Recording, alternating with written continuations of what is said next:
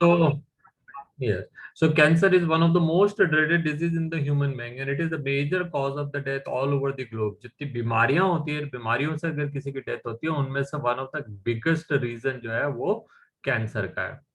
तो ये हम मतलब जानते आए हैं और आपको मालूम है कि कैंसर जो है वो पुराने जमाने में अगर हम किसी खास बीमारी की बात करते थे, जैसे अगर आप 70s की मूवीज में देखें तो किसी को सीरियस इल दिखाना होता था तो हम टीबी दिखा देते थे, निमोनिया दिखा देते थे। फिर एक टाइम आया है जिसको भी बीमार दिखाना है सबको कैंसर वाला दिखा दो। फिर एक टाइम आया है एड्स वेड्स का और फिर अब जो है दुनिया भर के हो गए। तो cancer was one of the most मतलब is one of the most dreaded disease. कारण क्या है? बिकॉज इसका कोई खास ट्रीटमेंट अवेलेबल नहीं है। Not much but better treatments are available. जो ट्रीटमेंट है वो भी जो है मतलब वो कुछ ऐसे हैं कि the treatment itself may be a reason of the cancer or it may be leading to some other disease। तो ये कोई बड़ा आसान नहीं है। और कारण क्या है? One of the biggest reason is that most of the time cancer are just remain ignored. हमको पता भी नहीं पड़ता है कि कैंसर है। तो बात करते हैं कैंसर के बारे में। Cancer is one of the most dreaded disease in the human beings and it is the major cause of death all over the globe। More than a million Indians suffer from cancer and a large number of them die from it annually every year। ठीक है, 1 million का मतलब 10 lakh, 10 lakh people जो है annually suffer and number of them, large number of them die from this disease. ठीक है, the mechanism of that underlies the development of cancer is oncogenic transformation of cell। now हम इसको समझते हैं in simple language what is cancer. तो actually क्या है? तो एक्चुअली होता क्या है ना कि मतलब हमारी बॉडी में जो भी सेल्स हैं, the cells are found in such a way that they all the cells have an ability, मतलब most of the cells have an ability to divide except a few, जैसे neuron cells they never divide. ठीक है, बाकी सबके अंदर capability है कि वो डिवाइड कर सकते हैं। स्किन अगर यहाँ से कट जाएगा, चिढ़ जाएगा, डैमेज हो जाएगा तो दो न्यू मतलब some of the cells will divide and they will add a new cell. ठीक है, सो हाँ मतलब within few days will be healed up. कोई सा भी पार्ट कट जाता है, डैमेज हो जाता है, हम जानते हैं लोगों के हाथ पे पैर में डैमेज होते रहते हैं एंड दोस वुंड जो है they are healed up because some dead cells are removed and the new cells are taking its place। Moreover, we have even seen even the growth and development are because of this the capability of cell division। So there is an inbuilt nature of a cell to divide। वो divide कर सकते हैं, उनके अंदर ये कुवत है, उनके अंदर ये चीज है, मतलब ये एक फीचर है कि divide. Now the question is when to divide and how much to divide. तो ये भी बॉडी के अंदर अपना मैकेनिज्म है, when to divide and how much to divide. ठीक है, it's not that I reach at this age and now I think कि मतलब मेरी लंबाई बढ़ती चल जाए। ठीक है, it's not that the finger which are of this size now will they will go on increasing and they become like that. ठीक है, तो there is a pattern of growth. वो बॉडी के अंदर उसका हेरिडिटी है, उसके अंदर जो भी कुछ what ever is the mechanism. जब वूंड हो जाता है, कब अगर मान लीजिए किसी का नाइफ से कट गया, किसी का एक्सीडेंट हो गया, कोई सीवियर एक्सीडेंट हो गया, 1 इंच डीप तक कट गया हाथ यहाँ से यहाँ तक, तो वो भी उसका हीलिंग अप प्रोसेस है, healing up body own process है। ऐसा नहीं है कोई मेडिसिन लगाने से, दवाई लगाने से हम ठीक हो जाते हैं। बॉडी ओन हीलिंग कैपेसिटी है ना। वो कैसे हील कर रहा है? हम जानते हैं पुराने जमाने में क्या है, हल्दी वल्दी लगाते थे उससे ही ठीक होता था आदमी। आजकल हमारे पास एंटीबायोटिक है, कुछ ज्यादा जल्दी ठीक होना चाहते हैं तो देखिए स्टेरॉइड्स, है ना। And steroids are not so good also but there are, because आज के तारीख में हर आदमी का 1-1 घंटा जो है वो बहुत एक्सपेंसिव हो गया। वो चाहता है कि मैं जितनी जल्दी ठीक होऊंगा उतनी जल्दी मैं कमाई कर पाऊंगा। तो वो दे दे चीज की चलो कैंसर क्या कहते हैं स्टेरॉइड ले लो ठीक हो जाओ जो भी। तो मैं क्या कह रहा था, जो सेल्स हमारे यहाँ पे डीप डीप, अगर मान लीजिए मैं कहता हूँ कि इस जगह पे मेरी सेल जो है वो डीप कट हो गई है 1 इंच, तो यहाँ की सेल्स जो है वो अपने आप से डिवाइड हो, मतलब वो डिवाइड होगी, नई सेल्स ऐड करेंगे and within few days, few week maybe this wound will be healed up. तो healing is actually body's own process, and how is made possible? Because the cells divide and they replace the old cells, and then similarly we are seeing that the RBC, WBC platelets जो होती हैं, they are continuously formed in the bone marrow। So there is a mathematic, there is a calculation, there is a mechanism, there is a feedback mechanism, जो भी कुछ है, whatever way you say, heredity कहते हैं, कुछ भी कहते हैं, वो उसको कंट्रोल करके रखती है कि कितना डिवाइड होना उतना ही होना है, अननेसेसरी डिवाइड नहीं होना. इट इज नॉट लाइक क्या कहते हैं फैक्ट्री जहाँ पे आप चीजें बनाते चले जाओ. ठीक है, तो एक लिमिट से की बनाना है. Now this mechanism due to some reason और अदर इफ फेल्स, तो क्या होगा, cell will not know only when they have to stop. So once they will switch on, they will keep on dividing, adding. Large number of cells they will add, and those cells will go on forming a bunch. The bunch will be formed as the tumor. The tumor will grow, and sometimes the tumorous cells start moving, slotted off from that part, and they start moving, and they invade the new places, and they start landing there, lodging there, and forming cancer there. तो जब वो एक जगह से slot हो रहे हैं, दूसरी जगह जा रही हैं, they are lodging there, they are again forming cancer there, तो that is the dangerous state. उस वाले कैंसर को हम ट्रीट नहीं कर सकते. और जो सिंपल कैंसर है जिसको हम बैनिंग कैंसर कहते हैं, आगे लिखा हुआ है बैनिंग कैंसर. तो बैनिंग कैंसर या बैनिंग ट्यूमर जो है, दे आर सिंपल, वो they are localised to a particular region. The cells of that particular region they have failed to develop that capability of stopping the cell division, but they are continuously dividing and they are forming a bunch of the cell, that is called banning, or that is called tumor, and that type of tumor is called banning tumor. So cancer is actually a disease of uncontrolled cell division. In simple word, what we'll say, cancer is a disease of uncontrolled cell division. ठीक है. Now वो uncontrol है तो इसका मतलब control क्या है, कुछ तो चीज होगी जो कंट्रोल करती होगी इसको. जैसे आपके वाटर टैंक है घर के छत पे ऊपर, वाटर टैंक है, उसमें हमने एक बॉल सेट लगा रखा है. जैसे ही पानी एक लेवल तक आता है, बॉल जो है उसके साथ फ्लोट होकर ऊपर जाती है, टैप बंद हो जाता है, पानी बंद हो जाता है. जैसे ही पानी का लेवल कम होगा, ball will come down and tap will open and water will start filling in. तो there is a mechanism, feedback mechanism. Similarly, in our body also there is a switch off and switch on mechanism. तो वो switch off and switch on mechanism क्या है, उसको हम कहते हैं contact inhibition. यहाँ पे लिखा है नेक्स्ट लाइन में, if you can see next paragraph third line, contact inhibition dark में दिखा रखा है.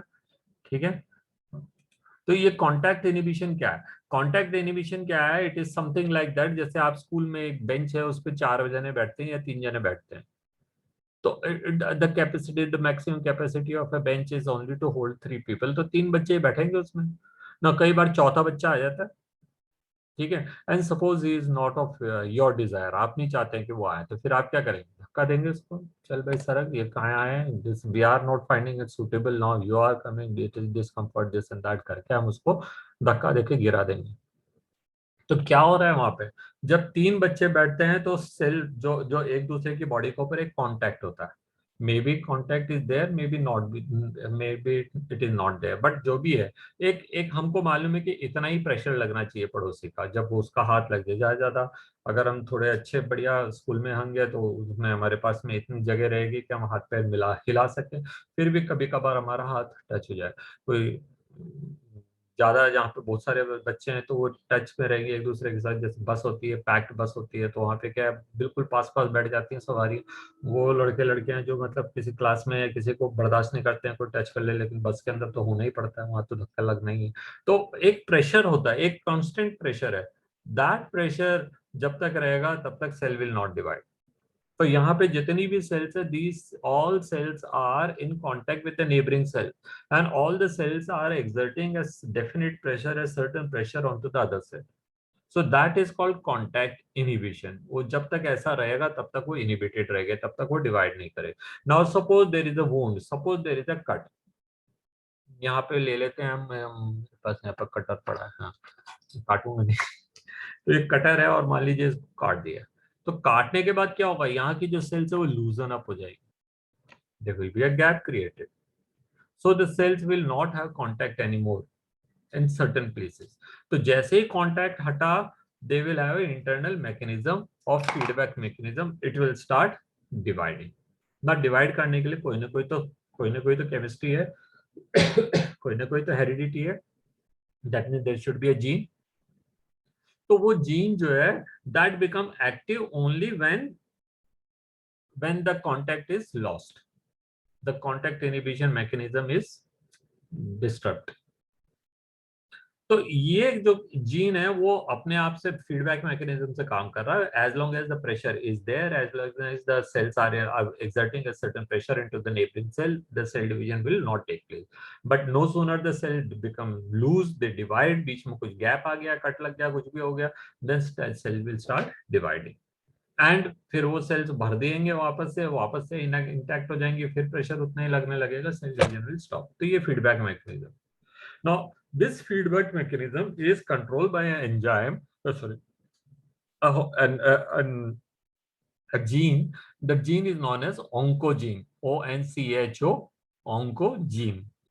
तो oncogene जो है वो क्या है, मतलब that is responsible for the cell division.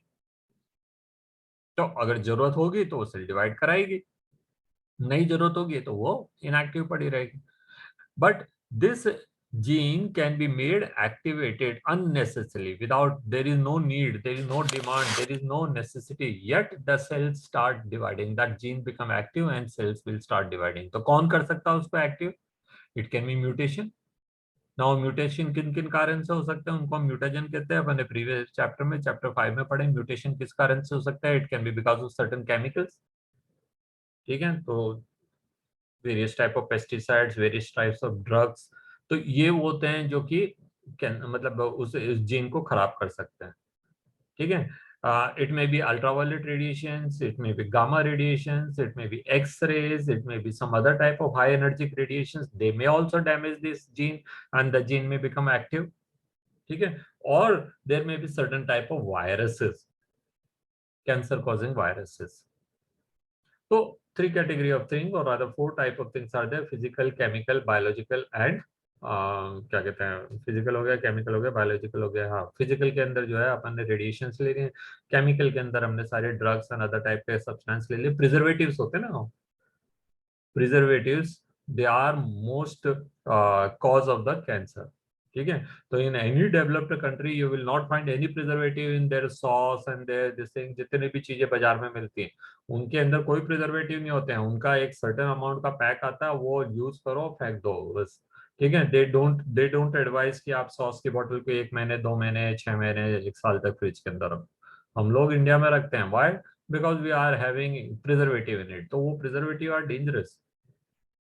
ठीक है, there are certain type of colors which are dangerous, there are certain type of other chemicals which are dangerous, these pesticides which we are using, they all are dangerous. DDT पूरी दुनिया में band है except in India. Even in Pakistan it is banned. India में आपको कितना चाहिए उतना मिलेगा. 1 किलो लेने जाओ, दुकानदार बोलेगा 2 किलो ले जाओ सर, सस्ता ही है. ठीक है, तो हमारे यहाँ पे ये चीजें अवेलेबल है. गवर्नमेंट्स होती रहती है पीछे से, ऐसे काम चलते रहते हैं. गवर्नमेंट भी क्या करेगा, सारे अनपढ़ लोग ही तो बनते हैं नेता. ठीक है, वो जो कुछ भी नहीं करते किसी भी जगह पे, वो जाकर के नेतागिरी करते हैं, तो उनको क्या मालूम है ये सब कुछ होता है. तो पेस्टिसाइड, ऑल दीज जितने भी developed countries, they are not making any pesticide in their countries, they are making pesticides in India. And Godrej one of the largest producer of all pesticides. ठीक है, तो ये पेस्टिसाइड जो है, they are not good because they are causing cancer. ठीक है, अब हम तो इनवेरिएबली यूज करते हैं, और जैसा उसमें लिखा है वैसे भी यूज नहीं करते हैं. वो कचवा की जो अगरबत्ती आती है उसमें लिखा रहता है भाई इसको जलाओ थोड़ी देर, उसके बाद दरवाजा खिड़कियां खोल दो, सारे मच्छर भाग जाएंगे. हम क्या करते हैं, दरवाजा खिड़की बंद करके उसको जला के रखते हैं, खूब धुआं हो जाए, सारे मच्छर भग जाए. भगने का तो सिस्टम ही नहीं, मरने का तो सिस्टम ही नहीं, उसमें भगने का सिस्टम है. तो हम तो, पढ़ता कौन है किताब उसको, हु रीड्स द पैक. तो कोई पढ़ता वढ़ता नहीं है, सब अपनी मर्जी से यूज करता है. And these are the reason, small small reason. Cancer is cause by tobacco. तो जो सिगरेट पीते हैं, हमने जाना है कि उनको लंग कैंसर होता है, उनको माउथ का कैंसर हो जाता है. जो च्यूइंग टोबैको करते हैं उनको, या तो ये ड्रग्स है. ठीक है, केमिकल्स हैं. तो केमिकल्स के कारण हो रहा है, रेडिएशन के कारण हो रहा है, पेस्टिसाइड्स के कारण हो रहा है, फिजिकल हीट के कारण हो रहा है. और फिजिकली भी क्या, अगर हम किसी पार्ट पे ज्यादा रब करते हैं तो वहां पे भी कैंसर हो सकता है. if a part of the body is rubbed too much, then also it can lead to cancer. So there are several reasons, है ना. 150 170 है शायद. हम्म।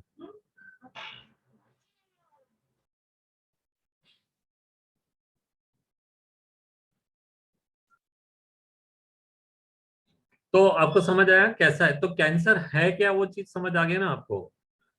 why I'm stressing on the cancer because this is one of the most studied thing and yet लोगों को पता ही नहीं होता है।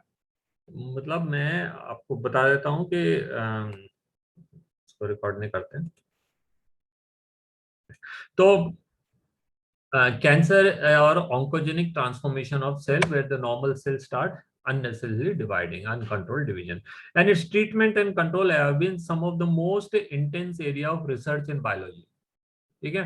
तो आजकल जैसे कोरोना पे बहुत रिसर्च चल रहा है ना? अभी alpha strain and belt beta और अब डेल्टा स्ट्रेन आ गया, तो इन पे रिसर्च चल रहा है आजकल। चलो वो केमिस्ट जो कैंसर वाले होंगे वो भी शायद यही पढ़ रहे होंगे, but one of the most studied topic है कैंसर वर्ल्ड ओवर।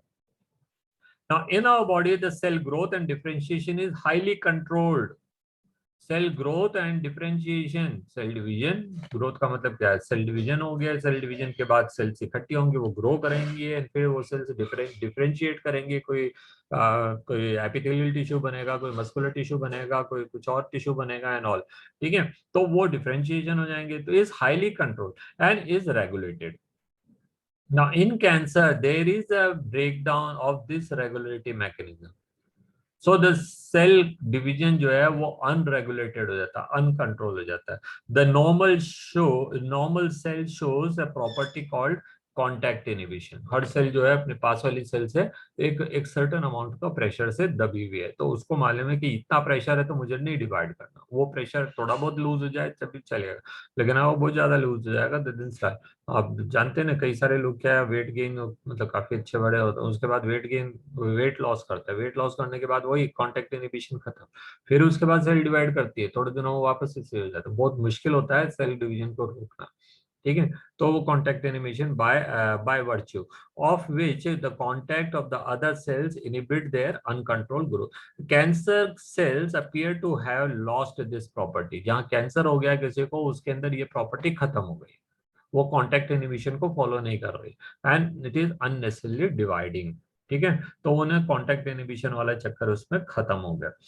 ठीक है, तो ये हो गया। Now as a result of this the cancerous cells continue to divide giving a mass of the cells that is called tumour. वो जो एक बंच ऑफ सेल, एक गुच्छा, एक सेल, एक अनकंट्रोल ग्रोथ हो जाती है, उसको हम क्या कहेंगे? ट्यूमर।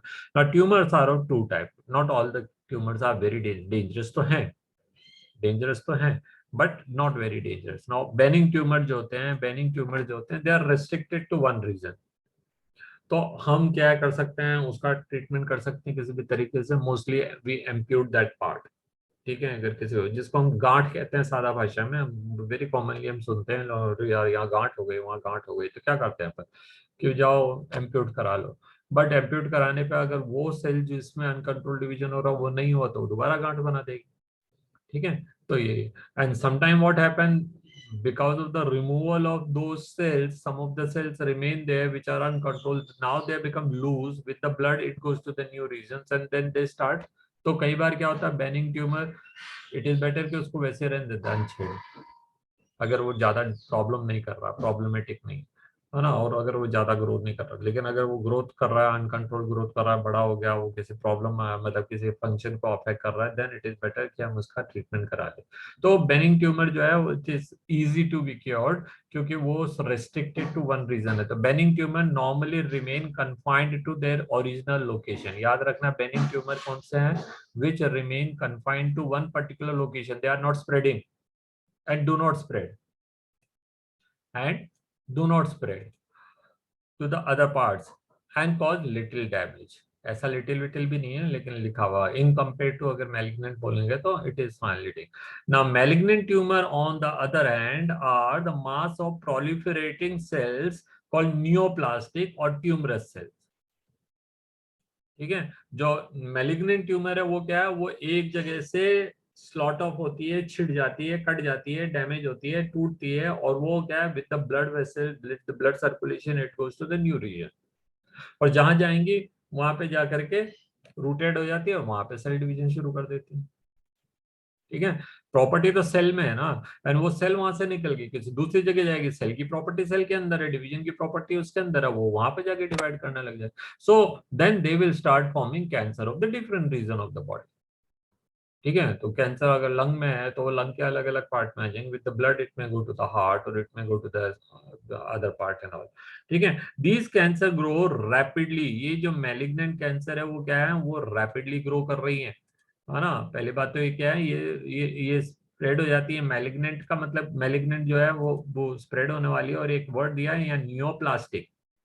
नियोप्लास्टिक, नियोप्लास्टिक क्या होती है, जब सेल एक जगह से निकल के दूसरी जगह जा करके वहां कैंसर कर रही है, तो उस तरह के डिवीजन को हम कहते हैं नियोप्लास्टिक। नियो मतलब न्यू, वेरेवर वर्ड नियो आ जाएगा उसका मतलब न्यू। और जो प्लास्टिक है वो इस नेचर को कह रहे हैं कि नई जगह पे जाकर के वो कैंसरस ग्रोथ कर रही है।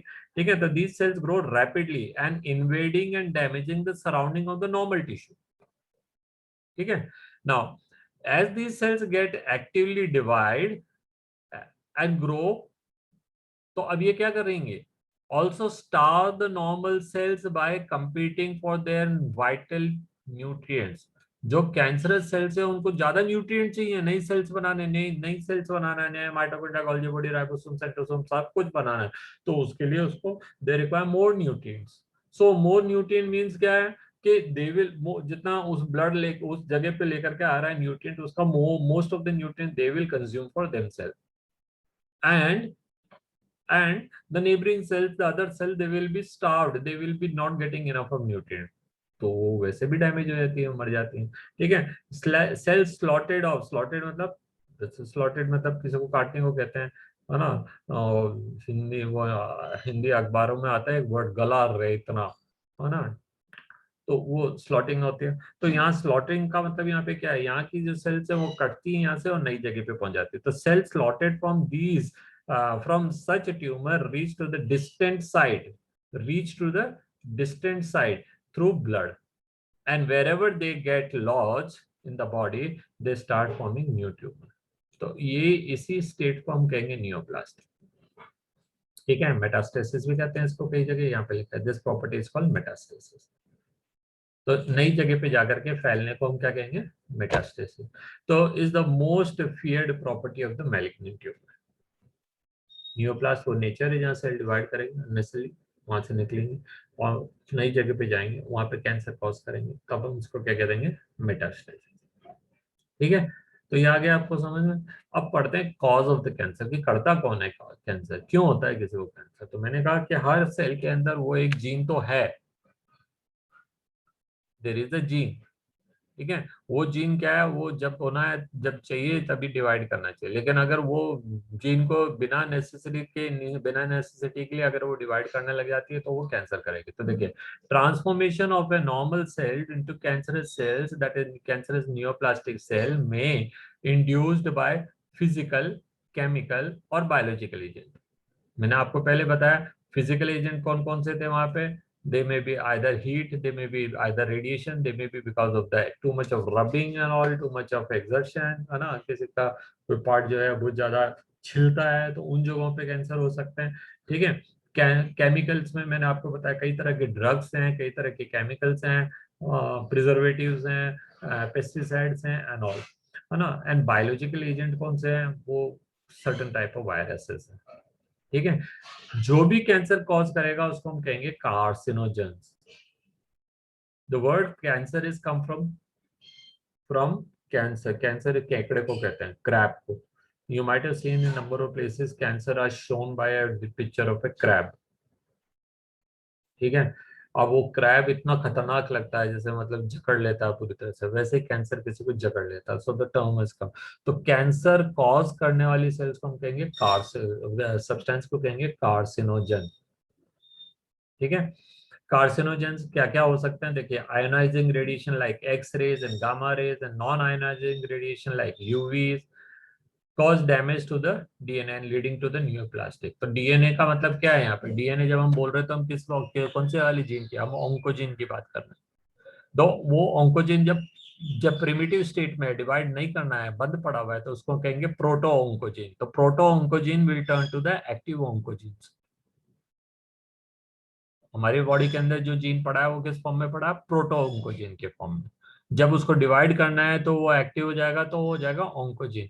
अब वो कोई वायरस कर दे, वो यूवी रेज कर दें, वो कोई केमिकल्स कर दें, whatever may be the substance which may turn this proto oncogene, that is the क्या कहते हैं अनेबल्ड और inactive oncogene into an active oncogene, तो it will lead to the cell division.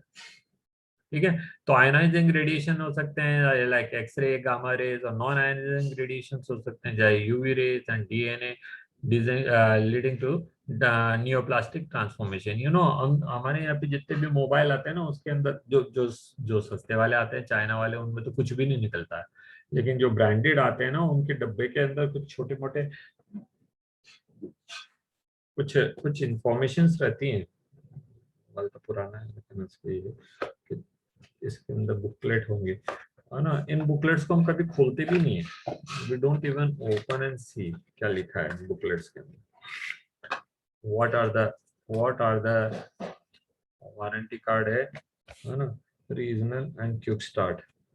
और इसके अलावा इसके अंदर कुछ कंडीशंस भी लिखे होंगे कि ये कितने स्ट्रेंथ का, पहले तो लिखा आता था। I had some Sony mobile long back, Ericsson के, उनमें सब में लिखा हुआ आता था कि ये किस हद तक डैमेज कॉज कर सकता है। ठीक है, ये आजकल तो इन्होंने सब खत्म कर दिए, it's not there in any of this regional log belt. तो ये है हमारे कंट्री की स्टेट ही ऐसी है। ब्रांडेड में तो ये भी कुछ आ रहा है, अनब्रांडेड पे तो कोई कागज ही नहीं निकलता है। मोबाइल आ गया और एक सिम इजेक्टर आ जाएगा, एक कवर आ जाएगा, हम खुश। यार ये तो कवर भी देती है। चलिए, तो यहाँ ये जो रेडिएशंस है उनकी एक लिमिट रहती है, उनके साथ भी डैमेज होता है। ये वाईफाई जो हमने घर में लगा रखे हैं, ये भी डैमेज तो करेंगे ना भाई, ये हमारी बॉडी में से रेडिएशन कर रहा है, मतलब if they can pass through our cells, so they can even cause damage. ठीक है, तो ये चीजें हमको समझना चाहिए। One must understand all this. Now, chemical carcinogen present in the tobacco smoke and have been identified major cause of lung cancer and cancer causing virus called oncogene virus. जो जो कैंसर करता है उस वायरस को, मतलब उस gene को हम कहते हैं ओंकोजीन, और ये वायरस है वो ओंकोजेनिक वायरस है ना। ओंकोजेनिक वायरस क्या कर रहे हैं, ओंकोजेनिक वायरस बेचारे वैसे ही बदनाम है। क्या हो रहा है ना कि वायरस की तो प्रॉपर्टी है उसको सेल डिवाइड करना। अगर आपको ये वाला आपने ये वाला डायग्राम पढ़ा है आपने, तो आपने क्या देखा कि जो वायरल आरएनए आया बॉडी में, वो डीएनए बना, फिर डीएनए मल्टीपल कॉपी बना रहा है।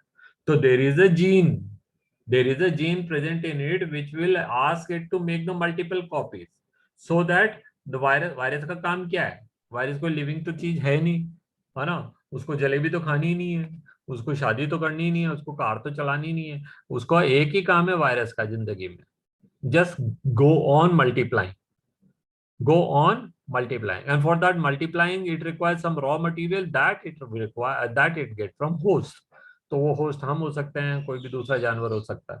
ठीक है, तो वो उसके अंदर एक एक जीन मिल रहा है, वो उसको कंटिन्यूसली डिवाइड करने के काम आ रहा है, वही तो ऑन्कोजीन है। तो वायरस के अंदर जो ऑन्कोजीन होता है किसी किसी केस के अंदर, वो हमारे ऑन्कोजीन से बहुत ज्यादा मिलता जुलता है। तो हम कहते हैं ना, जैसे बिल्कुल मिलती जुलती चाबियां होती है, की चाबियां होती है, तो वो एक दूसरे को खोल देती है ना। कई बार अब हमारा स्कूटर लॉक हो जाए, किसी जगह गुम गई, उसकी चाबी डिक्की में रह गई, अब बंद हो गया, अब आप क्या करते हैं, फिर तेरी चाबी देना, तेरी चाबी, हम 4-5 जनों की चाबी लगा लेते, कई बार खुल जाता है, वेरी ऑफन इट ओपन। बनाते ऐसे ही है, उसका मेन काम ये थोड़ी है कि वो, तो वो वैसे ही हमारा जो ऑन्कोजीन है उनसे मिलता जुला ऑन्कोजीन वायरस में है। वायरस का ऑन्कोजीन इसलिए वो एक्टिव ही रहता है क्योंकि उसका बॉडी के अंदर आते के साथ उसको मल्टीप्लाई करना है। बट आवर बॉडी थिंक कि द ऑन्कोजीन जो है वो हमारा वाला ऑन्कोजीन मल्टी एक्टिवेट हो गया and our body start dividing. So it is, वही हुआ ना, चाबी पड़ोसी के ताले की है लेकिन हमने अपने ताले में डाल दी और हमारा ताला खुल गया, उसको क्या मालूम है कि मेरी चाबी है कि नहीं। ठीक है, तो since it is looking alike, since it is actively acting in the same function, तो यहाँ वायरस का कुछ ऐसे वायरस होते हैं उनका ऑन्कोजीन हमारे ऑन्कोजीन से मिलता जुलता रहता है। इस ऑन्कोजीन जो वायरस में मिल रहा है उसको कहेंगे वायरल ऑन्कोजीन। या हम इनको कई ऐसे वायरस को कई बार हम वी ऑन्क कह देते हैं। तो देखिए ऑन्कोजीन एक वायरस है, a gene called viral oncogenes. Furthermore, several gene called cellular oncogene, that is C-onc और प्रोटो-onc, ये हमारी बॉडी का जीन है।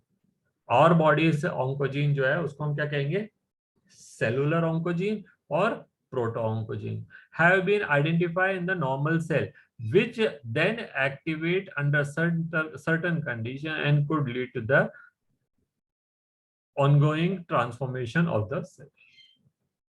तो हमारे ऑन्कोजीन को, हमारे सेलुलर जीन को अपने जैसा मतलब वो हमारा बॉडी जो है वो हमारा ऑन्कोजीन जो होता है वो सोचता है कि वो एक्टिव हो गया, बिकॉज उसका वो वायरस का जो ऑन्कोजीन है वो हमारे ऑन्कोजीन से मिलता जुलता है, ठीक है। And our body start dividing. तो let me stop this meeting and start a new one.